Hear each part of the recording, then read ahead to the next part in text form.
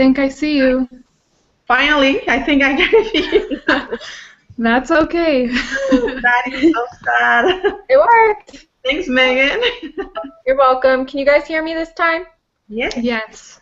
Good. I stole my husband's laptop. That works. So, we're just waiting for Sadie, right? Oh, Sadie, I think, joining. Hi, Sadie. Hello. Okay, so everybody can hear. I'm sorry about that. Never had that problem before. Just sending the invitation was enough, but I just can't get this thing. Don't worry about it. That's okay. All right, guys. Well, I know it's probably late for some of you. It's late for me, so we can get started. See, I'm started recording already. So Sure. let me tell you guys the instructions. We're supposed to be lasting an hour. Last time the instructor coming that we didn't last the full hour. So not really sure. What I was thinking is maybe take like 10 minutes each, and then I got the instructions right here. 10 minutes each to explain, but I'm a little bit confused because the first point is just to talk about the physical and cognitive domain, which Megan, Sadie, and I work in the same project. So I don't know. Maybe one of us can explain. You guys give me some ideas. Yeah. And just to make sure it's recording, right? It is recording already. Okay. Okay, great. Yeah, yeah. That's what Megan suggested, just to start recording so you guys can Okay. join this. So the first point is to talk about that. The second is the social, emotional domain intervention. And then the last is just information that we gain. So Okay. we can, what about we take like around less than 10 minutes each? That will make us go through the full hour, and I think will be enough time to talk about those three things. And even if we're a little short, I'm sure we'll all kind of have questions for one another too. Yeah, you know, I think we'll be fine. What do you guys think? You wanna try these? I think we should go through the first bullet point and then have all of us kind of go through, you know, the intervention assignment, and then we'll go from there. I like your idea. Sure. Yeah. Should we have volunteers then, or should we just speak by last name? I don't mind talking about our project. Yeah. All right. Awesome. I don't know if I can fill up much time talking about it, but just to give a summary. 10 minutes should cover all 3 points. You know what I mean? Okay. We just need to share the information. So yeah, like like Monica was saying, maybe we can all talk about the first point and then move on, whatever you guys want to do this. So. Yeah, we'll just go bullet point by bullet point. Awesome. All right. So in our project, we focused on the physical domain, and we specifically focused on screen time and how that affects children. I think it's a growing trend that kids always have some kind of screen in front of their face. And we learned some pretty interesting things. I made some notes of the stuff that I thought was interesting from what we learned as we made our pamphlet. First of all was that children aged 2 to 10 years old should only have screen time under 2 hours a day. And that kind of sounds like a lot to me, but when I think about how long a movie is, that kind of takes up pretty much all of the time they really should have in front of a screen, so they're probably going way over. I know I go way over. What did you say that age was? Under what age? So between 2 and 10 years old, it should be under 2 hours a day.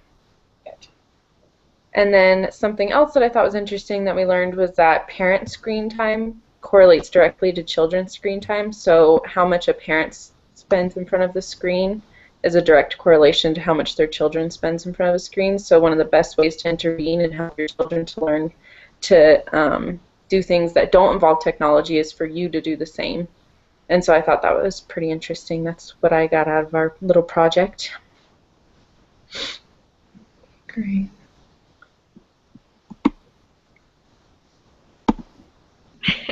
Do you want to add anything since you and I work with Megan in this?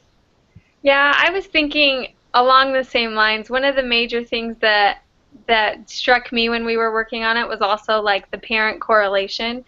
And I sat down and really thought about it because it's true. It's so true in our house. Whenever we're on our computers, then they will find a screen as well, even if we don't give it to them. So that's something that I will always be mindful of now that we've done that. It's really true. Yeah, yeah, that is true. If you guys notice, just look around just a supermarket, and the first reaction that we have as a parent is just hand over your phone, your smartphone, or just bring something to keep your child quiet because we feel it's inconvenient for the others to hear a screaming child. But I tried it, and people don't really mind a screaming child. I mean, sure, some of them, but most of the people understand that they get bored, that you try to do your best doing the shopping or whatever. So I think it's an issue that we have right now. It's convenient, sure, but there's other things that we can do with them. So that's why we decided to focus in this physical aspect, because we can take advantage of some things that we can do with children when we're out instead of just send over any kind of electronics. So Yeah. one thing that we find interesting is that a child shouldn't have a television in their own bedroom, and that I'm as guilty as I can be because my children have a TV in their bedroom, but they don't use it because we rather do something as a family in the living room, but it's right there. So it's not really helping them because it's a reminder, you can watch TV, when in reality it's not what I want for my children to watch TV. So Yeah, I actually think that, like you said, your children may have a TV in their bedroom, but I think as parents, there also should be like, strict kind of rules, and with, let's say, TV or screening time, even if they have the television like in the living room, in their bedroom, or something like that, we need to set time. You can only watch TV for this much time, or divide the time between TV, computers, tablets, between those 2 hours that you guys mentioned, right? Right. Yeah. I also thought it was really cool that you talked about the correlation, because my dad is like really addicted to anything technology. Like in my house, we have 9 computers in my dad's house. Wow.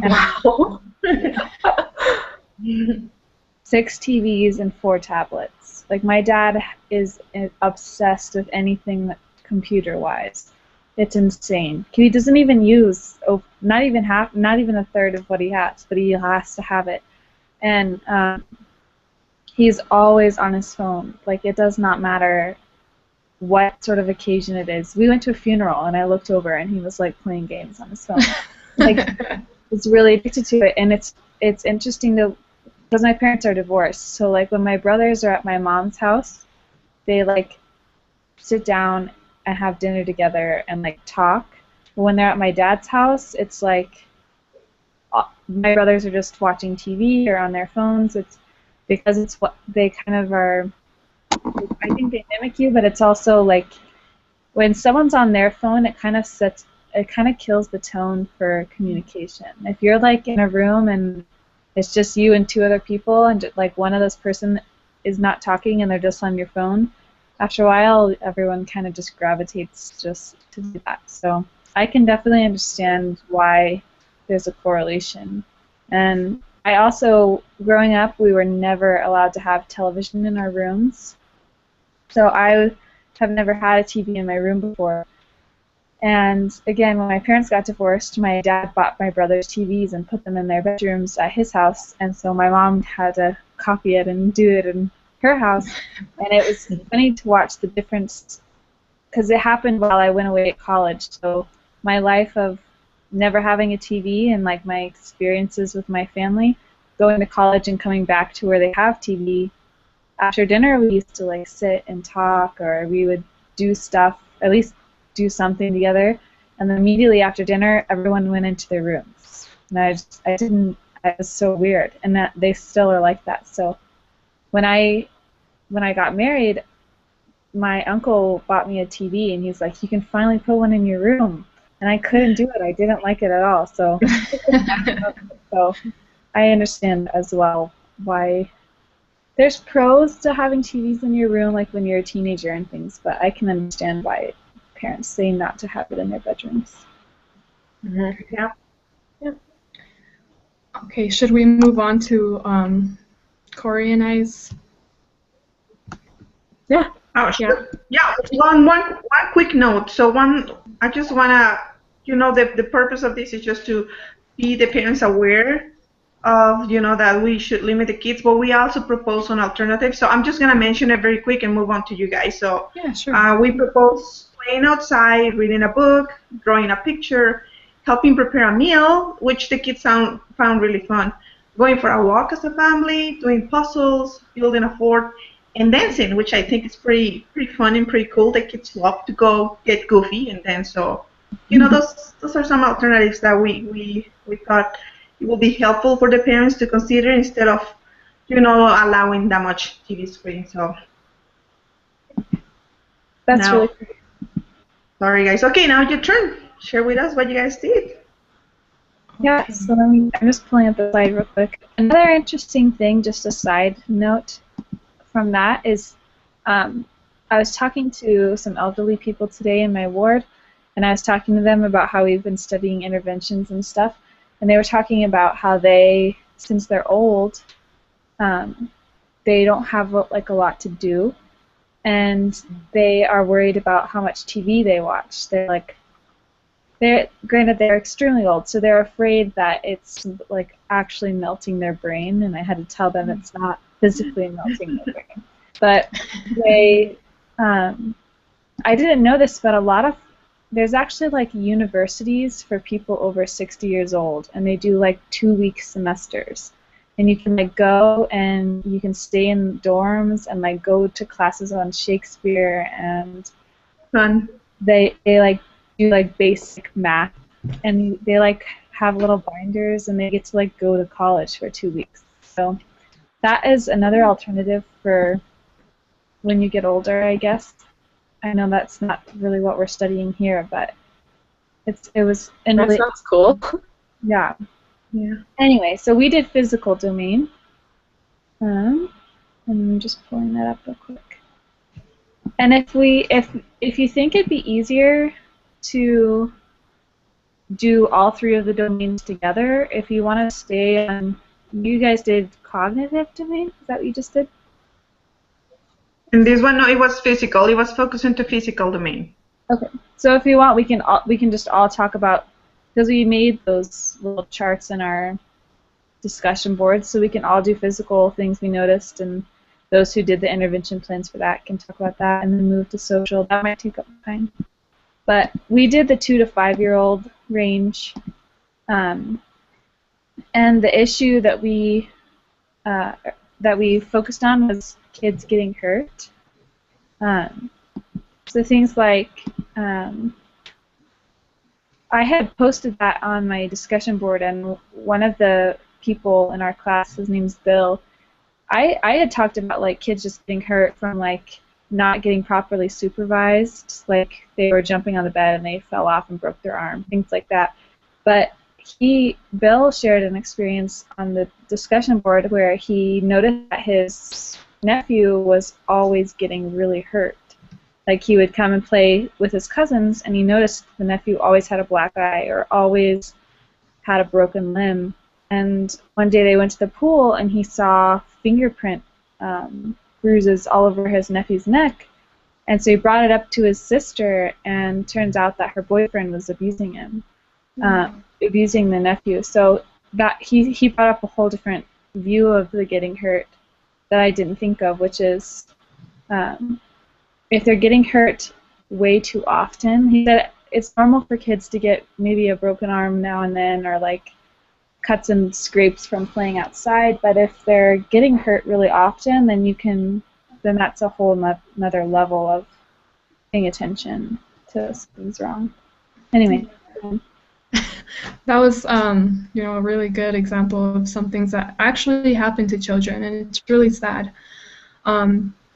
Well, we kind of, she kind of went over it. We talked about getting hurt, but we're talking about more of, simple things.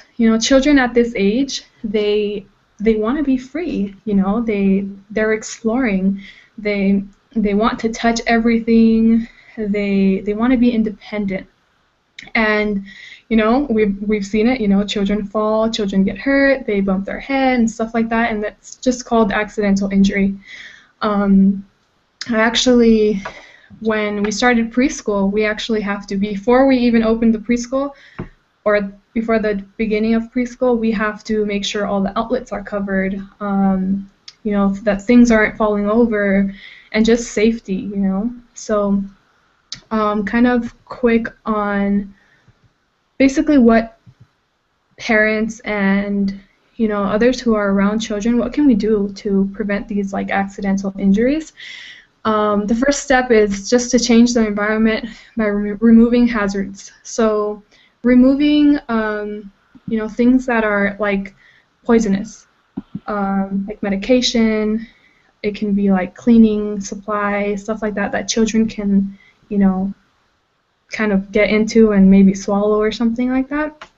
Just changing the environment, making sure it's safe for them. So putting it somewhere high where they can't get it, locking it, and they even have like safety, like little things to put on your, you know, cabinets or whatever. And then just parent supervision, you know, make sure that your child, you know, children from 2 to 5-year-old, from 2 to 5, they need supervision. You know, they just can't be left alone in a room because they will get into something. So just to make sure, you know, parents, there's an adult or, you know, someone around to just watch them.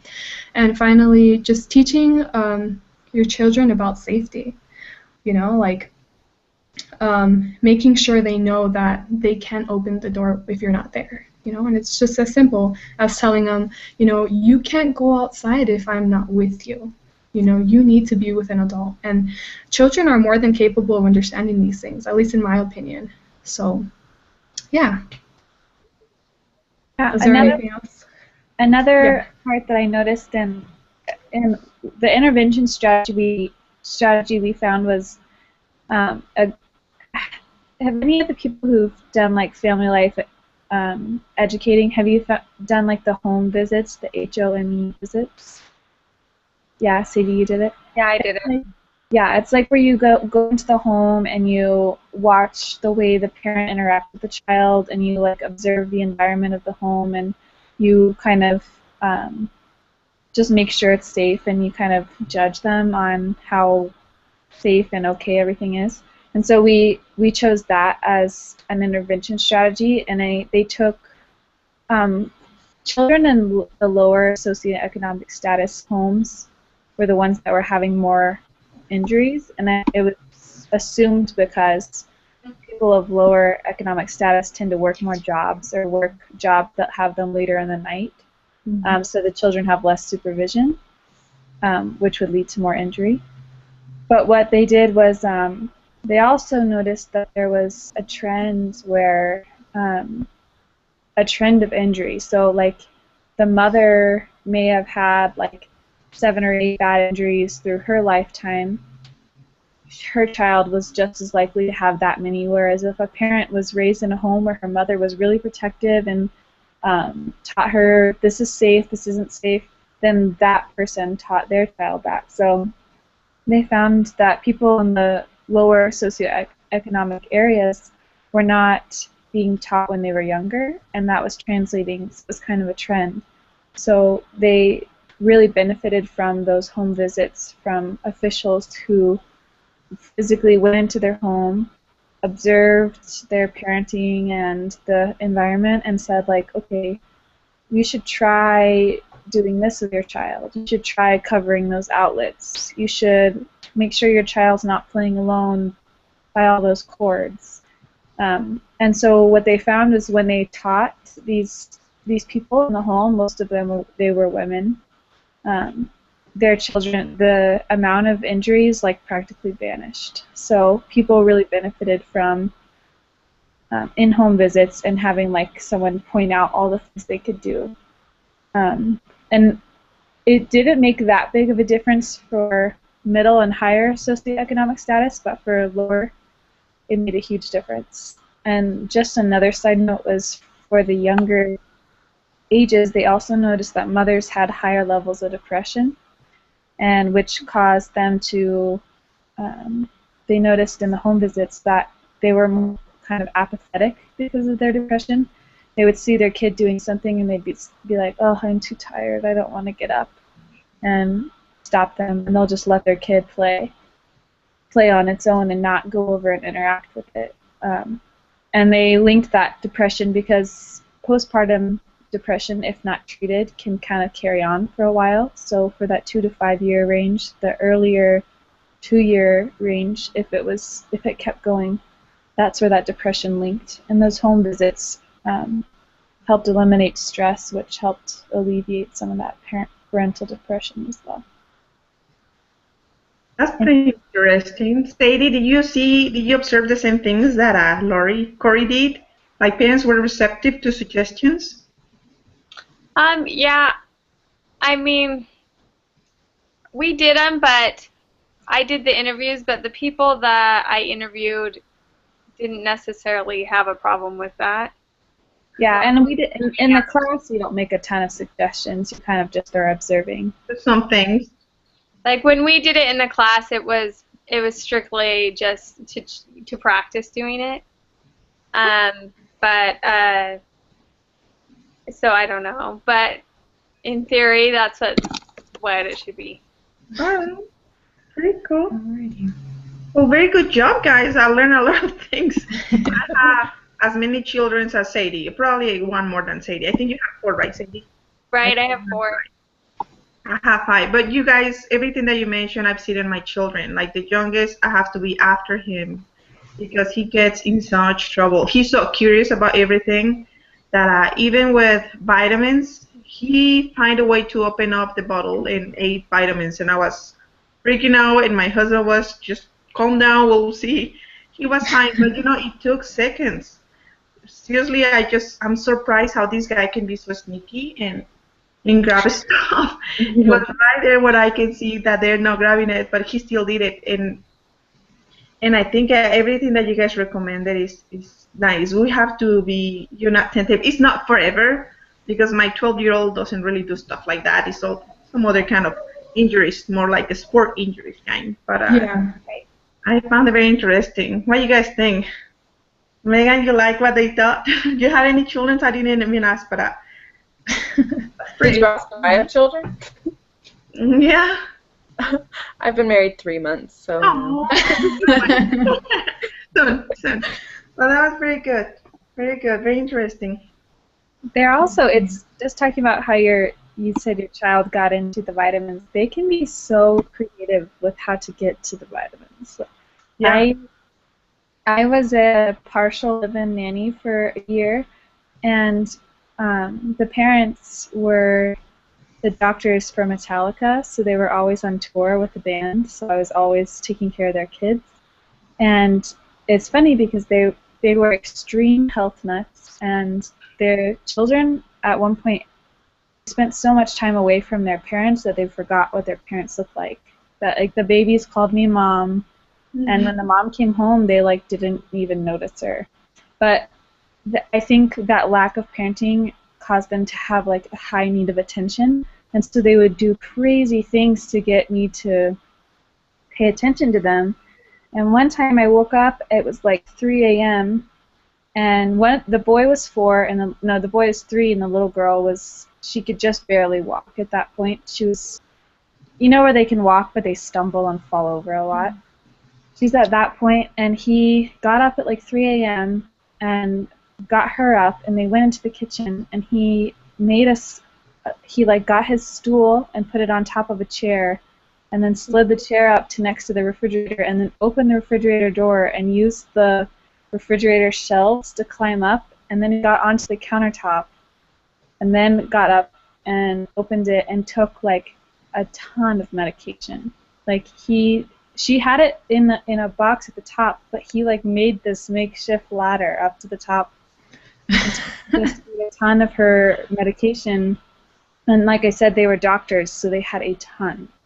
And he was playing daddy and was giving the baby a bottle, but he was giving her tons of milk of magnesium, and it was Oh, and I woke up because I heard, because she had fallen over, and I ran in there, and it was so scary. But like even things like that, like really have to be aware even when you're sleeping to make sure like they know what's right, what's wrong, and you should teach them early, definitely. Yeah. Yeah, they're so clever. Yeah, he used the refrigerator. It was insane. All right. Well, we can move on now to the last one. Is the social emotional domain. If nobody else has anything to add, everybody ready? Ready to move Yeah. on?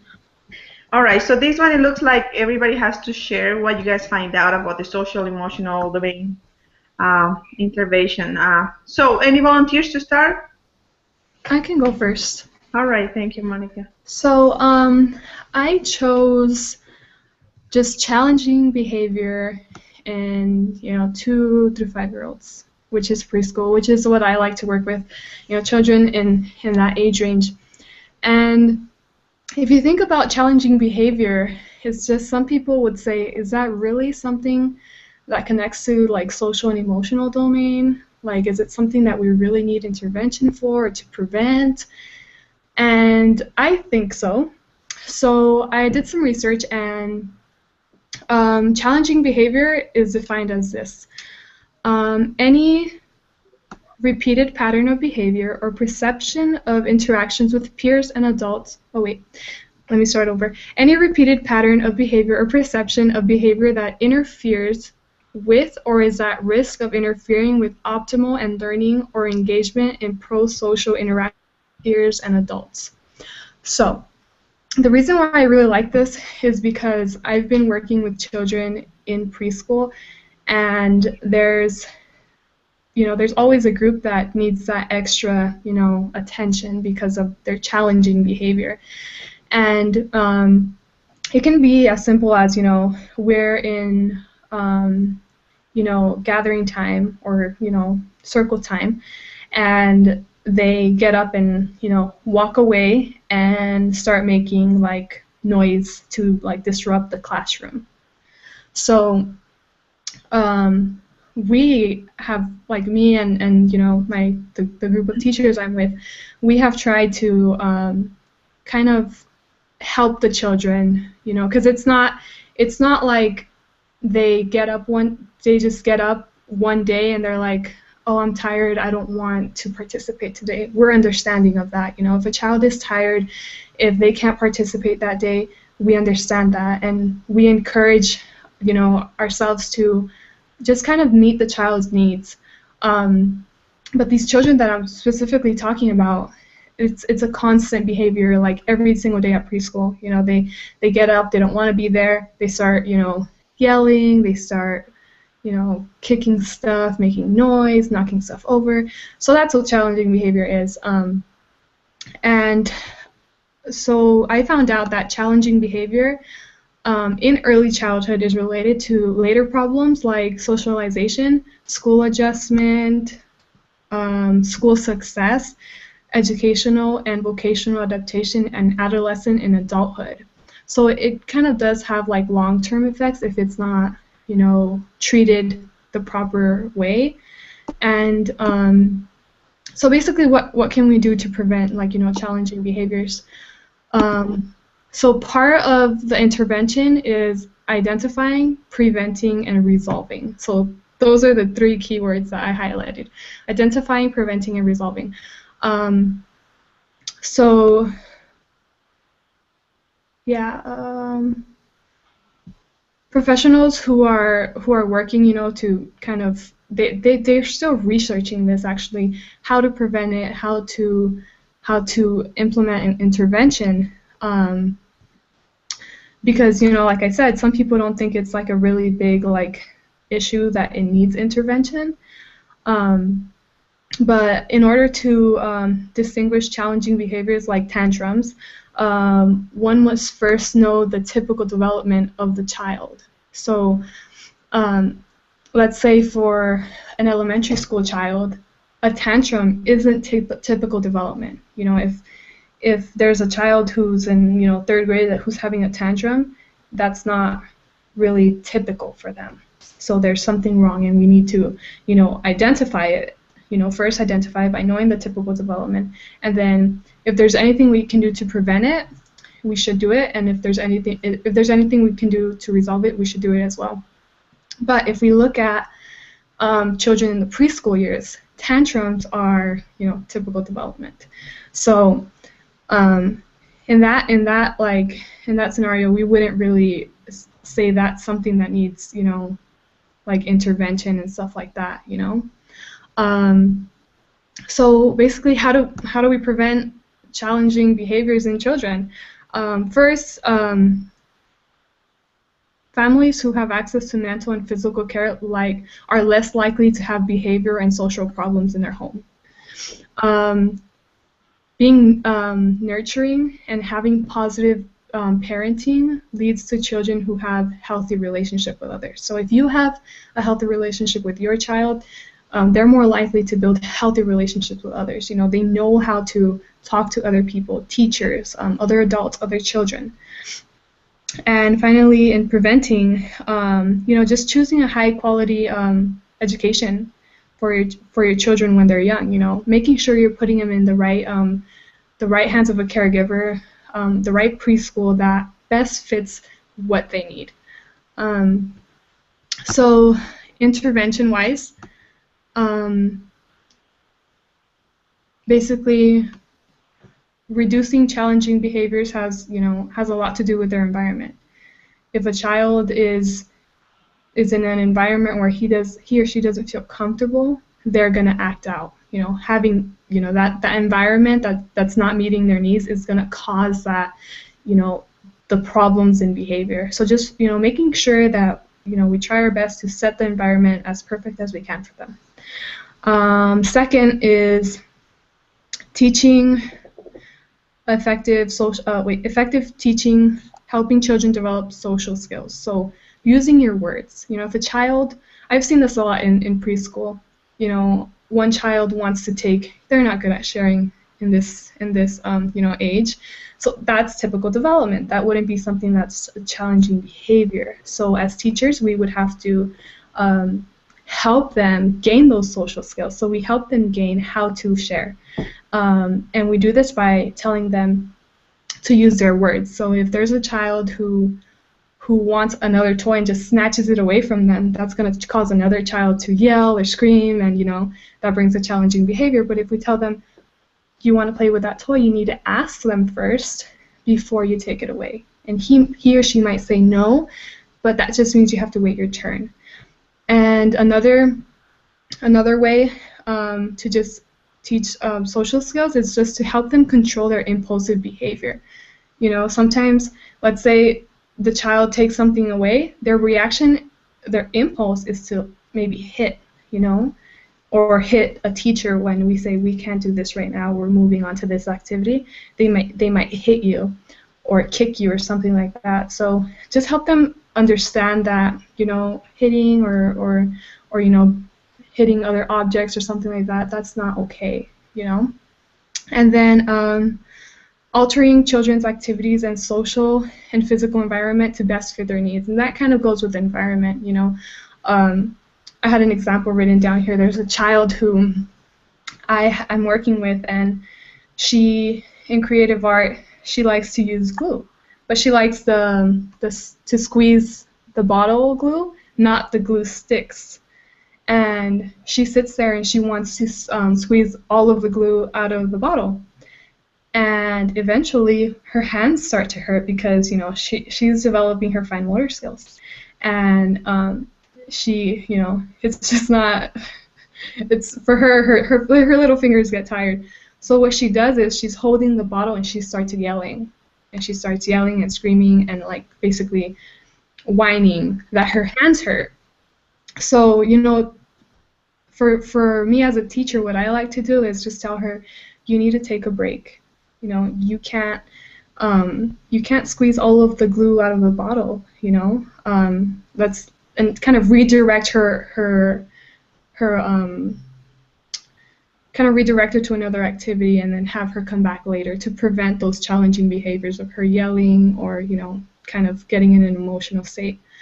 And finally, having family involvement in the planning of the child's activities. So wherever we work with children, just kind of making it one of our priorities to have parent involvement, because as a teacher, I like to say that parents are the ones who know their children best. The children may be coming to us and we might be working on them, like on a, daily basis, but the children have a great relationship with their parents and their parents know them best. And actually an example of this is another child in our preschool. If she's having a bad day, if she comes in with a bad morning, she's going to have a bad day the whole day in preschool. So her mom actually goes out of her way and tells us she's going to have a bad day today. If she starts crying, just take her aside, read her a book, talk to her, tell her to use her words. So, making sure you use what the parents tell you about their children and kind of just apply it to, the children. So, yeah, that was basically it. That's awesome. Where do you work in a preschool? At the BYU labs. So, oh, really? The BYU Provo or BYU Idaho? Idaho. BYU Idaho, yeah. So they have labs each semester, and it's basically a class, but it's kind of like they tell us you're overworked and underpaid because it's just a class. But it's a preschool, it's a program, it's a full program with many classes. So that's cool. Yeah. I like what you said about the redirection. I studied it one semester, and it was really interesting. The ones that would have meltdowns, or they would just cry, and from what I saw at the beginning, I was like, why are you crying? There's no reason. Or things that make sense, obviously her hand is hurting. As an adult, you'd be like, ow, my hand hurts, I'm going to stop. Yeah. But they are still, especially being a lot younger, they're still mentally connecting the dots. So we found, and it was in response to a Harvard research, but when you verbalize the words, I bet that hurts your hand, or I bet this, they suddenly realize, it helps them. When you can verbalize things that they couldn't quite get to yet, it helps them connect those dots. And I think that's why parenting is so important, is because parents do that 24/7. Kids, it's not overnight that the kids can connect all those dots. It's continual, that mother who's maybe you should take a break, or just the mom who's always trying to kind of guide them in the right direction. So yeah. I can really see that. Great, thank you. Sadie, would you like to add something? Yeah. What was that? What did you just say? Oh, Sadie, I was wondering if Sadie would like to add something to Monica's presentation. I think it's interesting. I worked in a similar place at Dixie College in St. George a long time ago, and I think those programs are really awesome. They teach you a lot. Yeah, I don't know. I don't think I have anything to add necessarily than what's already been said. All right. Well, Monica, you did a wonderful job. Actually, your intervention makes totally sense to me. Identify, preventing, and resolving. Sometimes we just don't know what's normal for a child. We can kind of get an idea, but if you don't know what is normal and what is not, how are you going to take any action? So Yeah. that was a really good presentation. Thank you, Monica. Thank you. If nobody minds, I would like to go next. Sure. Because actually a lot of what Monica talked about, I talked about, because I work in a preschool too. And so everybody's saying, that's Monica, yes. So I literally wrote the words, use your words. And I was like, wow, she's... Hey, me too. And the quotes. Okay, so I work in a preschool, and I actually work in a preschool for autistic children. I shared that last time, but I wasn't able to verbalize it because I was only typing. But I work in a preschool in Utah for autistic children aged 3 to 5. And so I wanted to focus on emotional self-regulation, specifically with children that have autism. And as I was looking up different interventions, I found one that's called applied behavior analysis, and I immediately honed in on that one because that's something that we utilize in our preschool. And basically that deals with changing the environment to change behavior. And I guess there are different ways to intervene, but some people would just sit down and talk to a child or punish them or try to explain things to them. And sometimes that works, but sometimes it doesn't, especially with kids with autism. You have to really be changing the environment, changing responses, using positive reinforcement, and seeing how they react, and just keep switching things up to find what works. And so I just came up with a few of the ways that we use that in our preschool so that you guys can kind of understand a little better how it works. So let's see, what do I have? So we have something we call work sessions in our preschool, and it's where you're one-on-one with one of the students and you work with them on different things. So it's like intellectual, social, emotional. For example, intellectual would be like we're teaching them colors, and every time they get a color right, they get to pick a treat. But I'm just going to focus a little bit on the emotional. So one of the ways that we try to help them regulate their emotions is by helping them express themselves, because I think in most children any kind of tantrum comes from not being able to express yourself properly, and that's especially the case with kids with autism because it's a social disorder. A lot of them don't understand social cues, a lot of them have speech delays, and so they just get incredibly frustrated, and sometimes it's a tantrum, sometimes it's getting your hair pulled until you hit the ground. Another teacher saves you.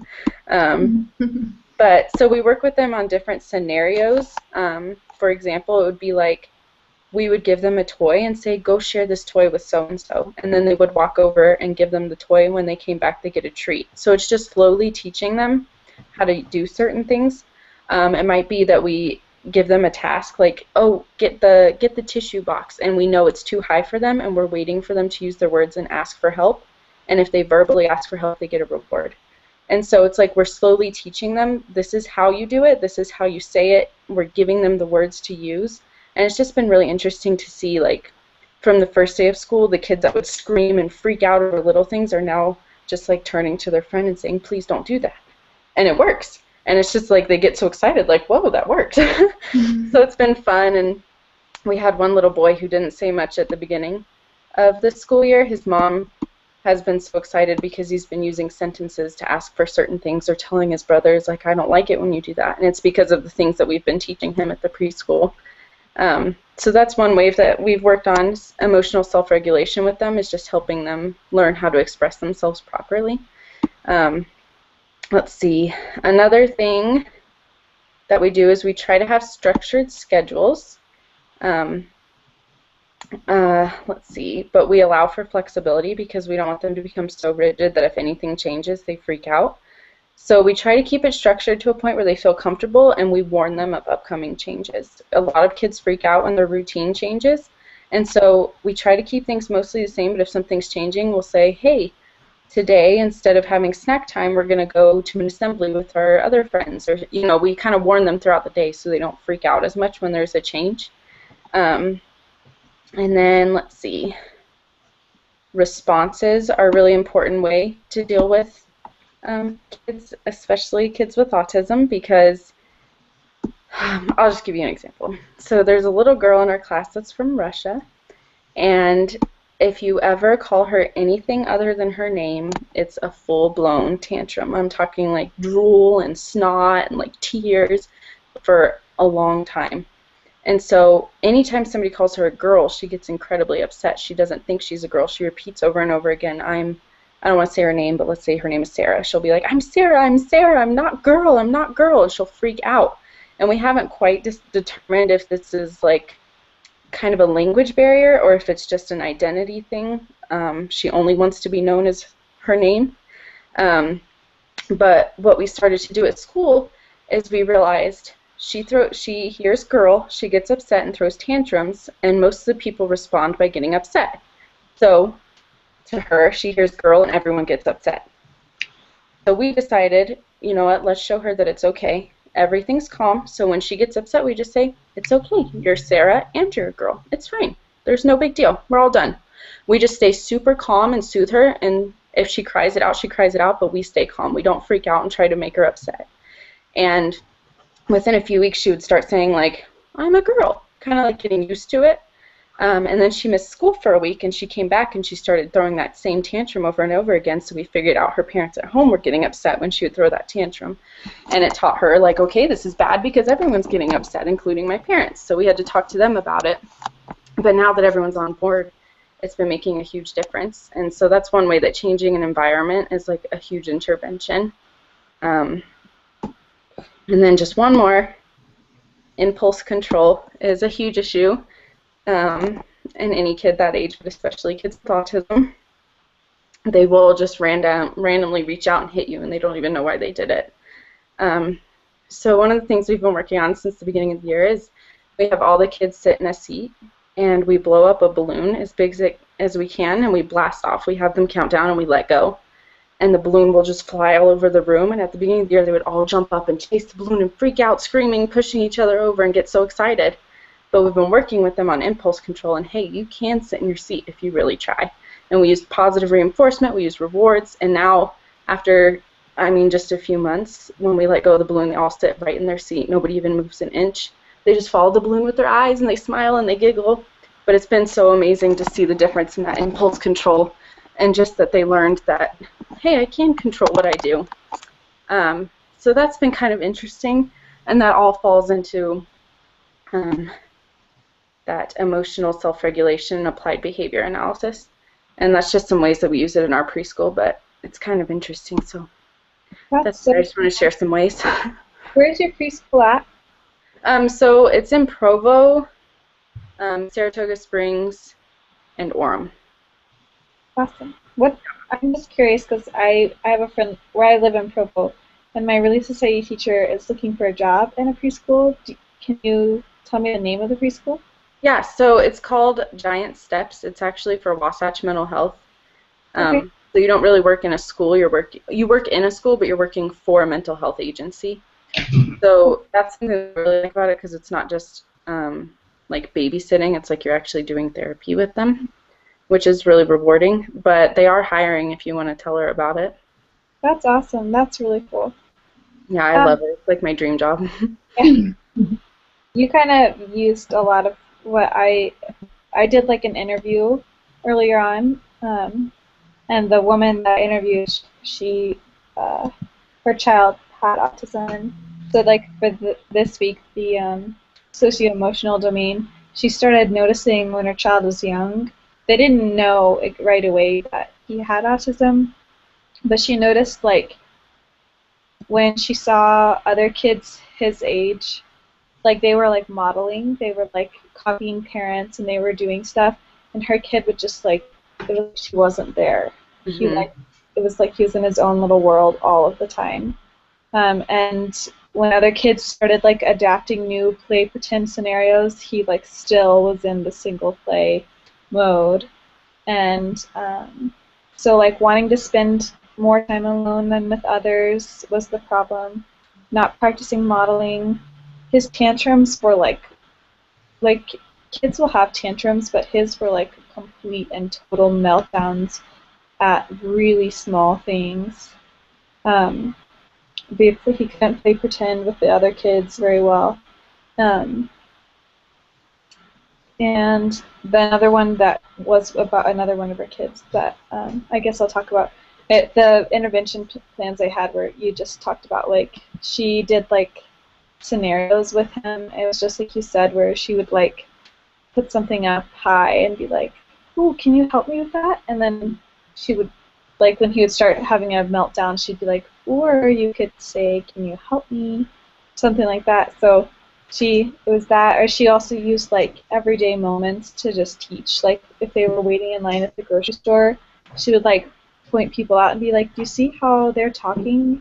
They're friends because you can tell because they're talking to each other, they're smiling, they're standing close to each other." She like, as he got older, she had to point out like how to tell when people were friends, like when it's okay to hug people, when to introduce yourself. She had to like teach him. So she used like times when they were driving in the car or like standing in line to show him real life examples. So he had to like learn how to introduce himself.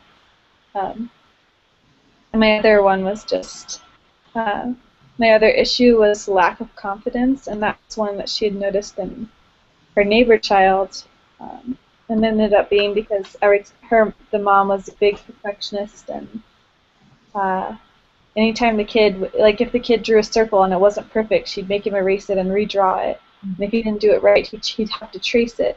But she was trying to teach him like I can understand her mentality a little bit. Like she was trying to teach him like how it's nice to do things right, but he was little, and she was teaching him that he's not good enough and he could never do anything right. So he had a really bad lack of confidence as a child because he had no positive. Everything was a no. So that was the cognitive social issue, is lack of confidence because no one was like, well, let's try harder. So that's my 2 cents. Thanks. Monica, Sadie, would you like to comment something about Megan's presentation?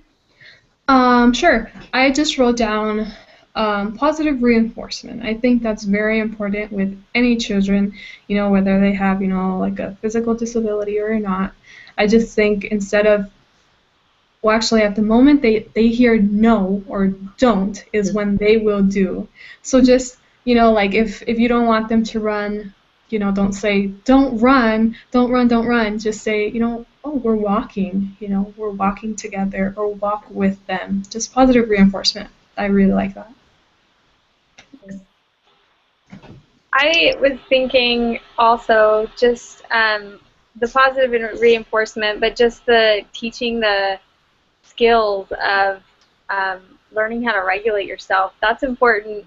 I mean, it's so much more important when your child's autistic, but it's so important with all children. And I was just thinking, most kids just kind of watch you and model you and kind of pick up on that, but autistic kids can't do that. And I don't know, I was just thinking how you have to be so creative to try and think of new ways and new things, and each of them is so different that the interventions are so individual.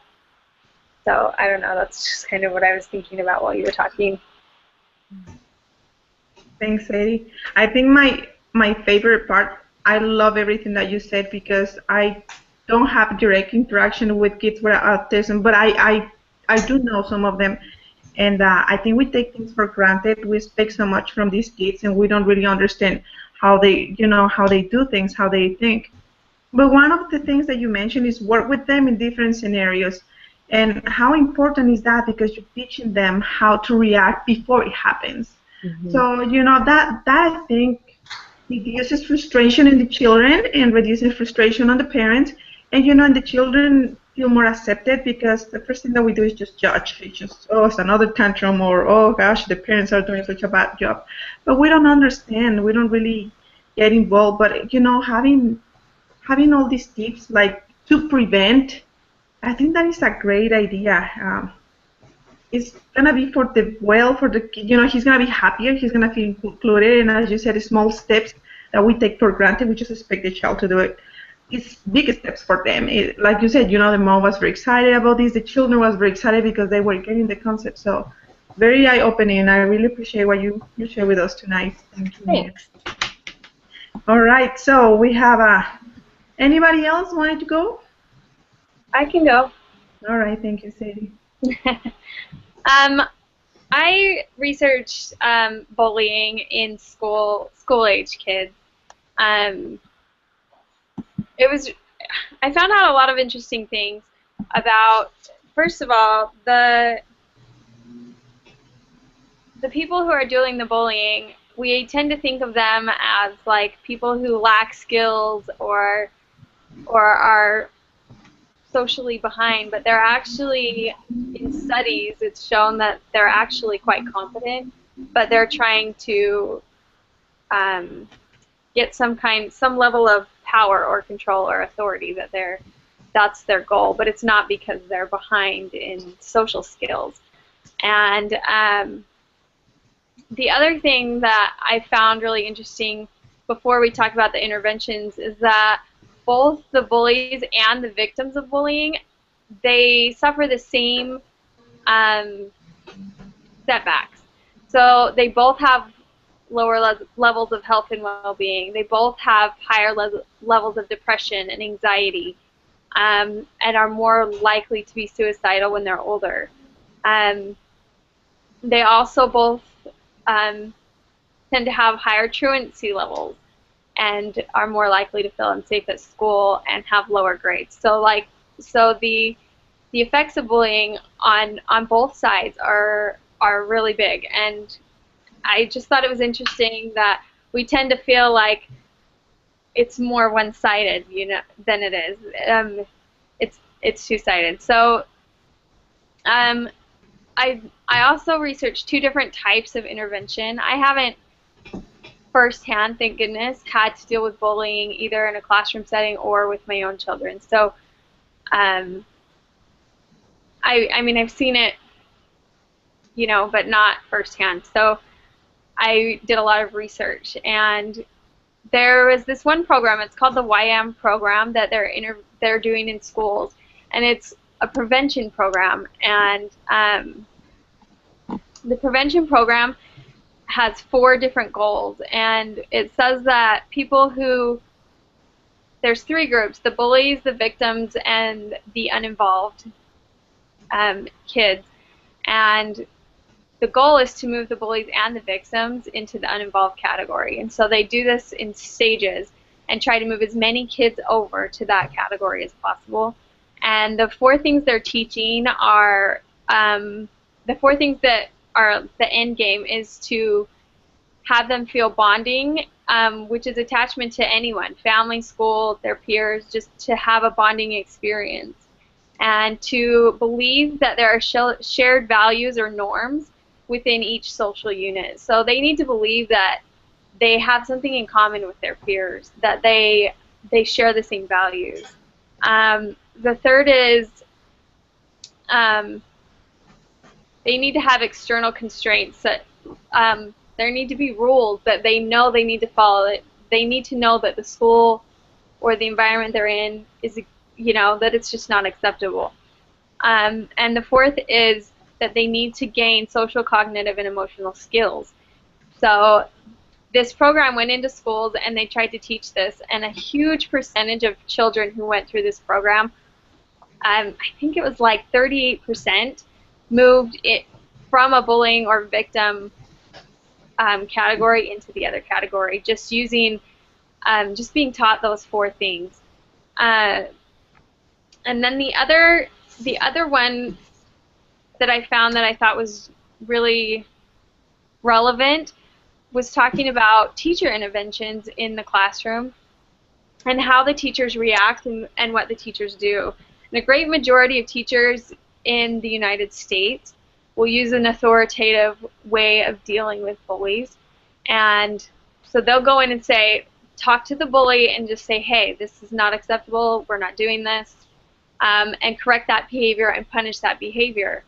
A really tiny percentage, I think 3% or so, I have a lot of notes, but this small percentage of the teachers actually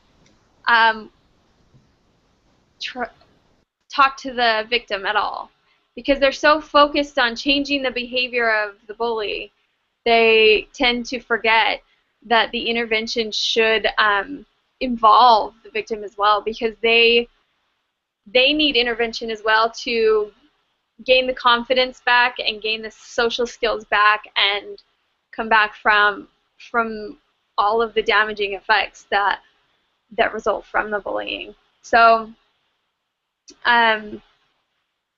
So that is one of the interventions, is to go in and teach teachers how to involve the entire school, not just themselves, but involve other people within the school, involve the school counselors, involve the principals, involve the parents, and of both the bully and the victim, and try to, rather than just be angry and punish all the time, try to teach skills to the children, and just teaching them how to talk to each other and what's acceptable, and that they do have things in common, things like that. That is, those are the things that actually make a difference. There was one more.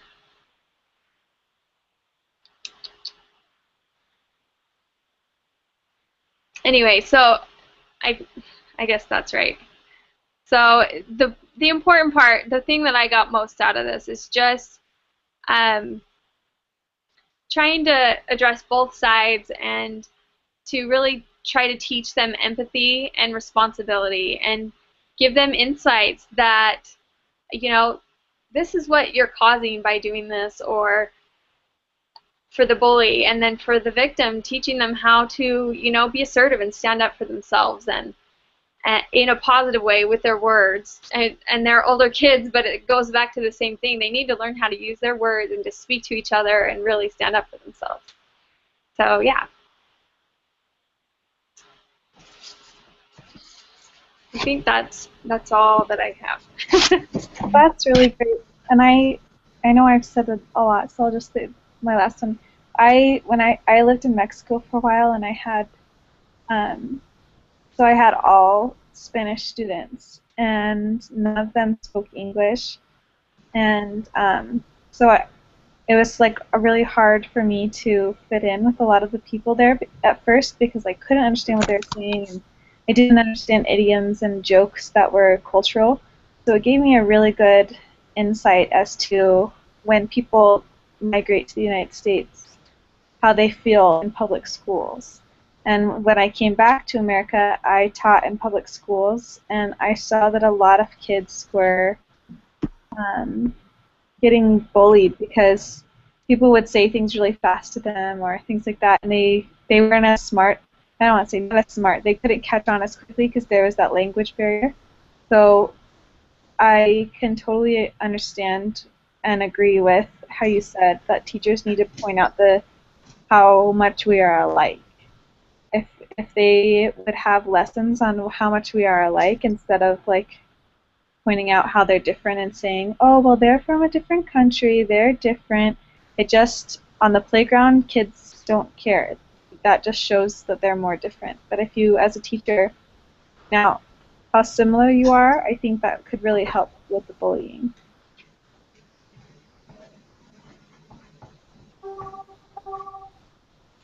Monica or Megan, you want to add something? Sure, I can add something. I also kind of liked when she said just creating like bonding experiences between these children, or these, you know, they're not really small children, but I think in this age category, it's very like important to feel like you fit into somewhere, you know, and if you really feel like there's nowhere where you belong, that causes a lot of like emotional problems.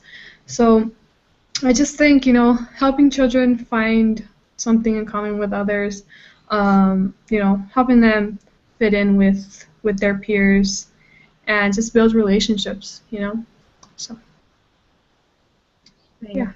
You know what Corey was mentioning, this cultural thing. It is true that you don't mean to make people feel bad, but it has consequences. And something that I really like that Sadie talked about is the end. She said, you know, we need to teach both parties empathy and responsibility. And that is true because we tend to focus more in one, the bully or the victim. But, you know, just teaching both how the other feels. You know, how to be responsible if you cause trouble, or how to show responsibility by not following the same example. it's a great way. It's not easy because human nature. You go with the weakness, with the less strong one that you want to protect the person, or you want to punish the one that is not being nice, whatever. But I think it's a great way to change the view of bullying. Grab both parties. Everybody involved can make a difference. So pretty good information. Thank you, Sadie. Megan, would you like to add something? I took your time of commenting anything. Yeah, so I liked how you recognized that it's not always handled properly, because that's a big issue that I have with bullying. I think it's incredibly sad and it makes me upset, but when I hear about how it's handled, it makes me more upset. I mean, I don't know. I just feel like you said, people will go straight to the bully and be like, hey, look, we don't do that. You need to stop. And it's like, what did you really teach them? They know they're not supposed to be doing that. They're far past that.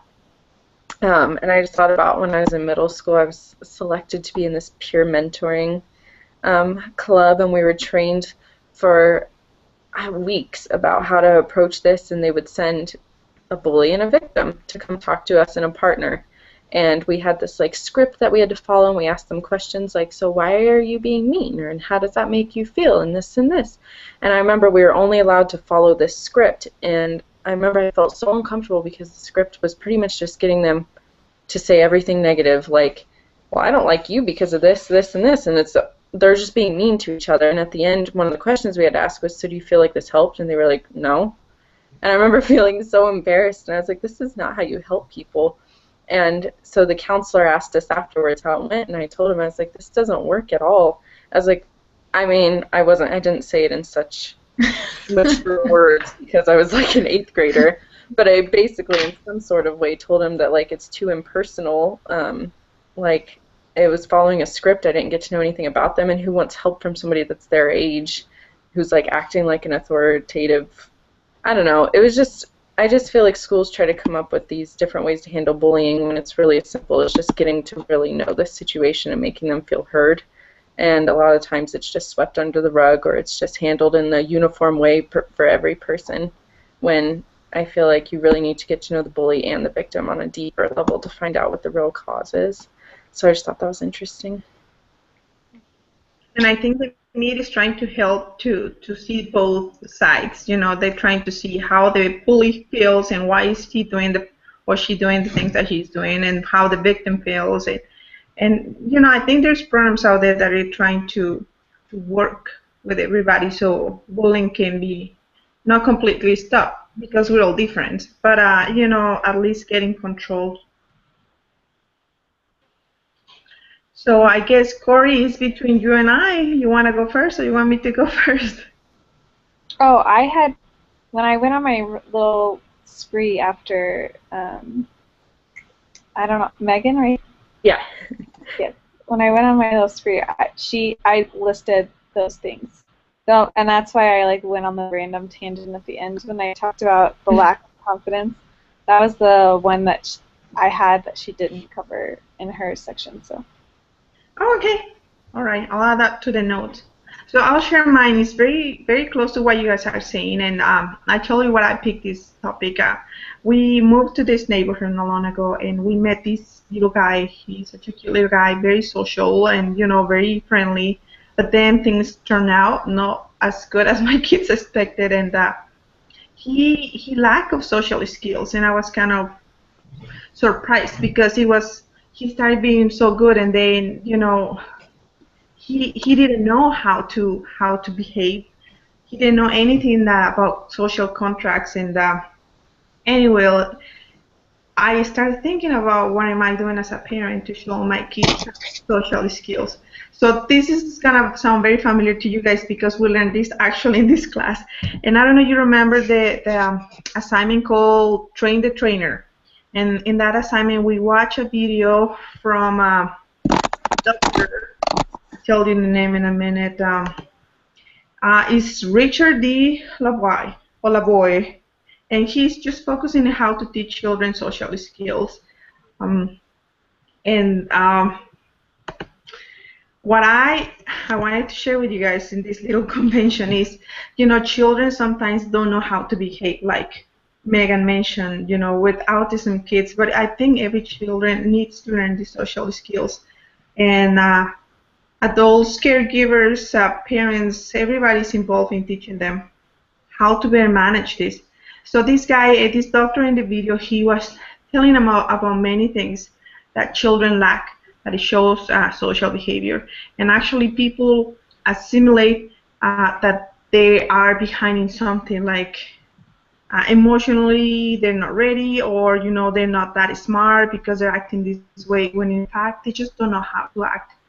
So bullying probably is part of it. Probably they don't know how these social contracts work, and they start behaving in the wrong way. Or we can, think in something else, like when two little kids, and I'm focusing in the school age, when two kids are fighting over a friend because now you're her friend, but I don't like her, so why are you being her friend when I don't like her? I have school age children, and I've heard that before. Like, he was my friend, and now he's not my friend. Now he's that person's friend, and I'm not very happy about that. Sorry about that. So I think that's not the point that we want to teach our children. To condition people to be friends, just to accept everybody to be as a friend. So this person suggested some things, and that's what I wanted to share with you guys. So he was saying that there's some things that we can do to help them with social skills. So, some things that we have stopped doing it that is going to help in the long run is having play dates. That's how I start to have a setting for social skills, and sometimes we just choose to have a small play date, or somebody in the board shared that they took for a play date to their children, but they start playing video games. So at the end, I think it was you, Sadie. I think, I'm not very sure, but they start playing electronics the whole time. So it wasn't really an interaction between each other. So let me get my notes here. So he was talking about teaching the children social competence, which is the skills plus the information, or war stories. Now we can share with our own stories of trials, how we manage all the social challenges, natural settings, social homework. We can. It's important to show them about the social contracts. What is expected for you to do. I've seen kids that they don't really care. They hold the door for you. They see you with bags in your hands, or they just don't even know how, or they don't even say thank you, or small little things that they just show social skills. So how did they learn it? From the adults, from the parents, from teachers, from everybody around them. So he was talking about situations, view of contract situations. So as adult, we can change the mind of the people, but the children have these permanent views. So we need to help the children to move fast from the past, like move on. Let's move on quick. And sometimes that is hard for a child. My son was telling me I don't really like to play with him because he's not very nice to me, and he kept that in his mind for weeks, until we kind of sat down and talked about how he was feeling and what could be the other reasons that he doesn't know that this kid is going through. So that helped them to leave everything behind and kind of move on. But otherwise, I don't know. I don't think they're ready yet. They just need to learn how. And everything goes because I was reading on the PBS.org website, and it's very interesting that they're focusing on this. But they're talking about the children, the school-age children, having something that is called social pains. So social pains is it says that it's different between, there's a difference between normal social pains and children who are at serious social risk. So social pain is the sadness, anger, jealousy that a friendship brings. So my feelings got hurt, or my best friend now is not my best friend, it's somebody's friends now, or the dilemma when you want to make a new friend for yourself. So based on this, it's showing that kids sometimes have a rough time having a friend because they lack of this. They need to learn how to pass the social pains. So it says that 15% of children may experience extreme social pain. And some of these reasons, well, bullying is reference one of them, or cliques. Cliques can get out of control. You know, they have the little group of friends and nobody gets accepted. They sometimes call themselves names. They don't even know what it means. He's given the example that a child can be called gay, and really this little kid didn't know the real meaning of gay. They just seen something different, is something that is going to offend, so they use it. But they don't have no idea what the real meaning is. And media has a great impact in friendship social skills. So, you know, they're offering great information about this. So what I was thinking, really what it comes down as an intervention is fully on the parents and caregivers. We need to take the time to show them social contracts, what is accepted, what is not accepted, and start with the small things. Some of you guys mentioned some of them, like teaching by situations. You know, Megan was saying that, or Sadie was saying, let's show empathy. All these things that kids don't really learn, and they experiment, and then that's when they start to get in conflict, and their social skills get a little bit affected by it. So basically my intervention is that let's get working with the children, let's teach them these social contracts as basic as we can, and then go from there so they can practice at school, or they can have better friendships at school. As one of you guys commented, they need to feel that they belong, that they fit in, because at this age, friends are important, what other things are important, and so we just need to support him in that way. So very quickly, that's what I had for you guys. That's great, and it's perfect. I don't mean to rush you. I have a Child 310 meeting at 9:30, so I don't want to stress you out, but I have 3 minutes left. So it's all right. Don't worry. Yeah, I have to leave in 5 minutes. So. Yep. That's okay. I think that it's great what you said about how you sat down and said, like, what are some other reasons that person could be acting that way. I think it's great for adults to practice that as well. I have to do that when I'm driving because I think Utah drivers are the worst. So I always have to be like, their wife's having a baby right now, or they heard some really great news, or they're hurrying to the airport because their missionary is coming home. That's what I tell myself when people run me off the road here. So, yeah, I think we can all practice stuff like that. Well, thank you, guys. Well, since you guys need to be in someplace else, I'm just going to go through the summary very quick. So we have different and interesting topics. Monica helped us to understand more the disruptive behavior and the intervention, nurturing, identify, preventing, and resolving. And we have Megan talking about the emotional self-regulation in children with autism. So many things that we didn't know, or we knew, but how important are they to remember. So we talk about bullying. Oh, sorry, Corey, you also complemented a little bit of Megan's topic. And bullying, nothing new, but in very interesting facts that we didn't know. Let's just focus on both parties, not only one. And at the end, we talk about the lack of social skills, and the parents need to be more involved to teach them. So, all right, guys. Well, thank you so much. I think we even passed the hour. But good luck in the semester. It's almost done, and enjoy Christmas. Thank you. Thank you. Everyone have a good night. So I'll submit. Do you want the link to submit it, or it's just one person who needs to submit this? Do you know? For our last meeting, I had to post the link to that discussion board, and that was it. Yeah. So maybe just go through one the directions again to make sure. But she should say on there what exactly we should do. Okay. All right. If you need the link, I can email it. So have a good night, guys. Okay. Good night. Bye. Bye.